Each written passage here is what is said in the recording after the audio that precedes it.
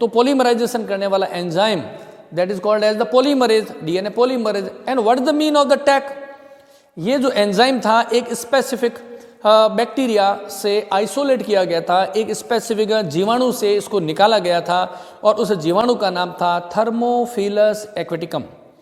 तो thermophilus aquaticum bacteria से इसको आइसोलेट किया गया था, इसीलिए इसका नाम रखा हुआ है टैग डीएनए पॉलीमरेज। थर्मोफिलस एक्वेटिकम ये क्या है? एक बैक्टीरिया है। तो हमने कहा थर्मस का मतलब होता है टेम्परेचर हो गया, फिलस का मतलब हो गया फिलिक मतलब अट्रैक्ट होना, और उसके साथ में the third part of the name of this bacteria is the aquaticum. Aquaticum means होता वाटर, वाटर। तो नाम क्या आया?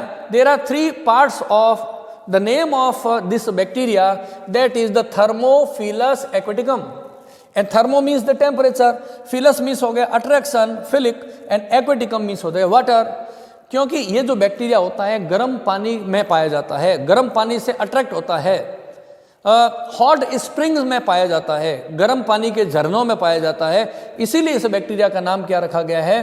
Thermophilus aquaticum bacteria. ये कहाँ पाया जाता है? नेचुरल एनवायरनमेंट की बात करें, there is a national park, name is Yellowstone national park है, उसके हॉट स्प्रिंग्स में ये होता है। ये बैक्टीरिया नॉर्मली क्या होता है, जब कभी हम पानी को उबालते हैं, whenever we boil the water है, नॉर्मली बैक्टीरिया किल हो जाते हैं, डेड हो जाते हैं।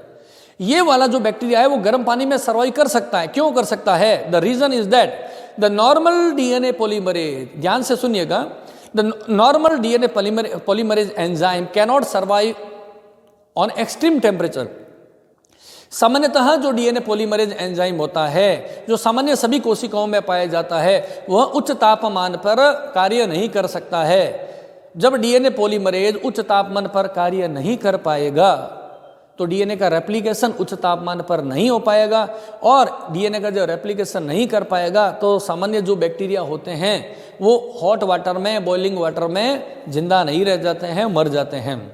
हमने कहा कि ये जो बैक्टीरिया है थर्मोफिलस एक्वेटिकम बैक्टीरिया, ये उच्च तापमान पर जिंदा रह सकते हैं, can survive on the extreme hot water.